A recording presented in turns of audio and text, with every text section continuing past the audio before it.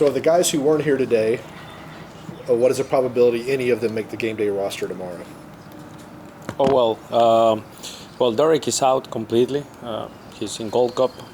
Gigi is unavailable because of the suspension. He will be here for the game, but he's unavailable. Then Abraham won't get in time. His flight return is after or at kickoff, so I don't think he can make it. And then Thiago is the only one that we need to assess. He arrives in the morning, so we have to assess how he's coming, flight and all that. And if we see, it common sense, he's on the bench, he will be on the bench. If not, he's not. So I think those are the ones come to my head. Was Araujo allowed to leave the team earlier than expected? Yes. Why? Well, we felt that it was time for us just also to focus on the next couple guys, and also him. I can imagine he's very excited about the move, and so I felt that for both parties it was the best thing to start that process and accelerate that process. And yeah. There's a report that Marino was bought today by. Oh, okay. Carlos question. I'm sure very soon he will be in front of you guys, and I hope that's not up to me. And I didn't see Sosa out there again today. Is his ankle injury still? Yes, it's still bothering him. I mean, it's not a big injury, but it's something he's aware of, and he's not feeling 100% with that. So we're in the process of healing and trying to make sure that he's pain-free in training sessions, and we'll see in the next few days. But Eric Lopez looked like, I think, was out there? He was just training on his own again. I think actually today was a deload. I mean, it wasn't a big session, but it was still one play. Is the team likely to bring up Firmino and Brennan on short-term agreements? Yes, that's happening. And time it so that they're available Wednesday and Saturday? Yeah. Was it nice to have Ozzy out? Have Ozzy back? Yeah, it was great. great to have Ozzy back. It's very emotional every time, Brad, Miles, Ozzy, now Justin Garces with the second team. He made an appearance. We're very, very happy about it. And what I want to say publicly is our medical staff is great, and at times it's very easy from the outside. We don't perceive all the effort they put in every day with them. But it's been a long process with all of them, and it's not easy to have 4 long-term injuries in one season, 5 with Dylan Castañeda. And they've been doing a great job at bringing them back healthy, available, good spirits, good level, good fitness level. So again, kudos to my medical and my fitness side, because at times from the outside maybe it's not appreciated everything they do. Here internally we love them, and we know how much they care about the players. The last time you had this many players out, Columbus game, which didn't go well, what did you learn from that you can apply to the personnel changes and the ideas and tactics for Wednesday's game? No, it's not really about tactics, or they know what they have to do on the field. It's about we all have to be ready to compete, and compete is doing everything possible to win, to succeed in every action, and that's, I think, what I've seen this week has been amazing in terms of competition and good level, good training sessions. So I'm very, very excited to see the kids respond tomorrow, and I think we took the lesson, and I hope we apply it better this time. And is this a game where I know you like the 8-3 or 9-2 model, but maybe you give more kids a chance at minutes on Wednesday starting, or might go back to the veterans? Well, that's still, I'm meditating a couple positions still. But yeah, there might be a couple kids that might be playing. And again, kudos to the academies as well, because I feel very comfortable playing any of the kids we have, any of the homegrowns have a very, very high ceiling. And we're very happy with their development. So I'm very excited to see some of them playing tomorrow, and looking forward to it. I wanted to ask about Luis. Obviously a player who was very talented on the ball, but the production never quite came. Why do you think that is? I'm sorry, Luis Araujo. Luis Araujo, yes. Sorry. Obviously a player very talented, but the production never came. Why do you think that was? Well, uh, it's a tough question because it's been different processes, right? When he arrived 2021, we all can agree that his production was pretty decent for the first few months. After that, we changed tactics a little bit. We went from back five to back four. Whether that put him more on the outside, inside channel, the injury in Kansas in the first game in the season in 2022. He was having a great momentum in preseason, and he started very well in that season in 17 minutes. He got injured, and then we lost a little bit of that momentum. And collectively, we were not great at that moment when he was back, and a lot of absences, so ups and downs there. And then this year is a little bit similar, right? Some momentum, and then he had a little bit of an injury and lose track of it, a couple absences. And so it's difficult to judge Luis in terms of production because many things have happened in many different parts of his time with Atlanta. What I can say is Luis was always very professional, was most of the time available. He was training very hard, never had a problem off the field, very disciplined guy, family guy. So overall, the whole package of a player, we like what he did for the club. Of course, we would have preferred if he would have scored a couple more goals, a couple more assists, but that's part of football. I think he tried. I cannot complain that he's not trying. He was trying, and at times, the ball was not close to the goal, and that when he was shooting. But that happens in football. It didn't impact as much as probably we were expecting, but it wasn't a bad signing or anything like that, as maybe it can be the narrative of a bad signing. Not at all. I think overall we like Luis as a person first, as a human being, and then as a player we like too. NYCFC really struggling right now. What have you made of their struggles in attack? Why are they kind of struggling to even really create chances right now? Well, I don't like to talk in terms of some other teams struggling because then you paint the devil in the wall, and I don't want to do that. I think every time I face an opponent, I try to imagine the best New York City I'm going to face. They have talented players up front, crafty, skillful players, fast on the dribbling, good at shooting, whether it's Ledesma, Rodriguez, Thales Magno, how they dribble inside, they look for shots, overlap from fullbacks, wingbacks, whether it's a back three, back five in defense, back four in possession. It's very dangerous. The midfield is very physical. Parks, I think, is a guy that covers a lot of ground at high intensity, good on the ball. So I think they're a good team, and we cannot prepare on all the deficiencies of the team on this, on that. We have to try to think in the best side of New York City and then try to face that with a lot of respect. Did you get what you wanted out of the wingers against DC United, being on the natural foot?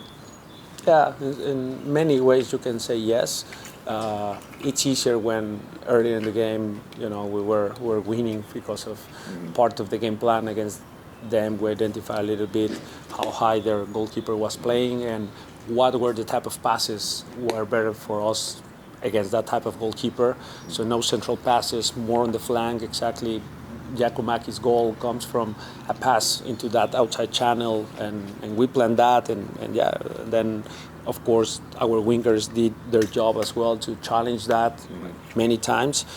And then I love when we have presence inside the box, so it's not just the runs in behind, but also when we are in the premises zones, in one side, the opposite winger has to finish in the far post, and Tyler's goal is exactly that. So a lot of that manifested. There are, of course, things that we need to polish a little bit more, but most of it happened. In build-up, I think DC just had kind of Benteke up top, kind of going up against the center backs. LFC, Chicago, a couple other teams have had essentially 4-4-2 in a build-up, I think. Does that make things more difficult for y'all in build-up when there are two players up top kind of going against the strikers? I know that's a bit abstract. Yeah, well, LAFC was tricky because it wasn't really a 4-4-2. It was at times a 4-3-3, at times yes, a 4-4-2, whether the new kid was playing next to the 9 and to Bwanga or Opoku. At times, yes, it looked like 4-4-2, but many times it was more of a 4-3-3, I think. Right. In the press, especially, I think, was 4-4-2. Chicago was more 4-4-2, yes, with Shaqiri playing that 10 to double 9. Benteke was different, of course, 1-9, but that means more bodies in the middle to block passing lanes. So every opponent faced different challenges in the build-up, whether at times it's easier to break the first line of pressure, but then it's harder to break the second line of pressure. It's always, at times, is the other way around. Once you break the first line of pressure, it's easy and you can see already the gaps in between the lines. So it's always a challenge. I cannot say one is more or less. It depends also what we have available for players and how we've been playing, and a couple changes in the shape when we build depends of the opponent and exactly what you say. 1 forward, 2 forwards, 4-3-3, 4-4-2, 4-2-3-1 are very different, and every team plays different tactics. 4-3-3 for LAFC maybe look different for 4-3-3 for Toronto, for example. So it depends on that. Gonzo, Yes. next month you're probably looking to bring in a replacement for Luis on the right wing. If you were to bring in a winger on that side, would you prefer to bring in a right-footed right winger or a left-footed left winger, inverted, sort of like Luis? Yeah, we're analyzing different positions to reinforce, and different profiles for all of them. For us, and the things that we're trying to think is not just one player or one position isolated from the rest. Is the conjunction of that, the pairs, and how this player combines with that player, and what characteristics of this player are going to suit better to that one. And since we're going to do probably and hopefully more than one signing, then we have to look at that and how those players can affect the team in a very good way. So that makes sense. I cannot give a lot of hints on right-footed, left-footed, inverted winger, natural winger. I think that that can change, depends of the type of players we get, and at times you don't get exactly what you want in one position, and then maybe that changes the plan for the other one. It happens like that. I've seen that, but we are in constant communication with everyone in the office trying to take a decision on those. You said more than one signing. Do you have a number? No, that's a Carlos question. Okay. It can be different numbers. So I don't want to give hopes or anything false. So I want to be truthful. So more than one is fair. And apart from the winger, is there perhaps another position that you'd like to strengthen? Yes. Did you say which one? No, I cannot share. I Okay. cannot share. That's fine. What about Edwin was back in training today? How is it to have him back? Yeah, good. He's going to be training with us, and then he's not available, obviously, for playing. And, when something changes to that statement, they will let you know. But at the moment, he's training with us. Very happy to have Edwin. He's a great kid. He's a great kid. And he's been very good in the training sessions. Is there something in the works to make it possible for him to play again with the team?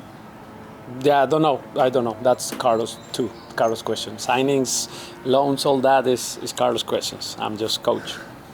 But Go one ahead. second. Absolutely. So just to follow up on that, Yes. is it more likely he's going to play again for Atlanta United this season, or more likely he's going to go out on a loan to someone else? I don't know. I don't have a lot of light on that. So again, that's Carlos. Carlos maybe can clarify. Do you have a that. preference? Yes, I have a preference. But there are things that are not in my control. In there, what I can tell you guys is he's training with us. He's not available to play at the moment, and if that changes, they will let you know. That's what I would say. Bringing in new players. Why was Seattle so successful at bringing in new players and kind of integrating them in the middle of the year, as they often did? Yes. I think that was since before I got to Seattle and I get to know them. I think that was happening, and then Seattle did and do a great job at signing players that impact the team and have a good production.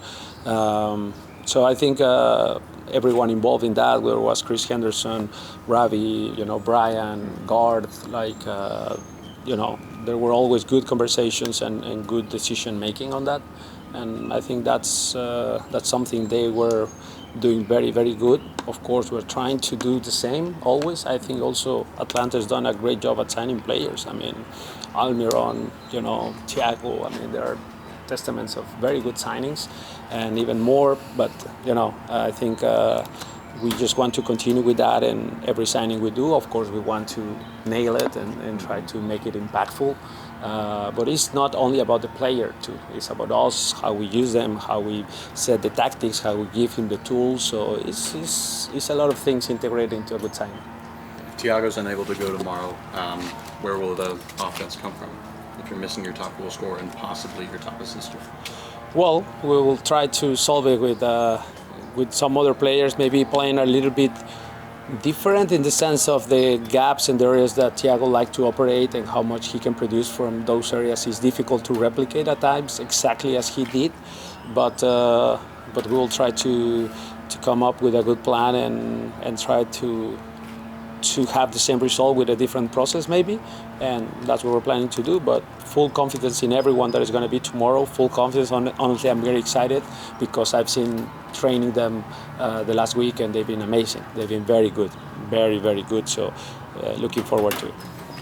Okay. Sorry. Yes. If Thiago isn't available tomorrow, will you think about, are you going to deploy Amar as an attacking midfielder again, kind of like you did against Columbus? I cannot tell the lineup, Okay. but that's a possibility for sure. Okay. Thank you.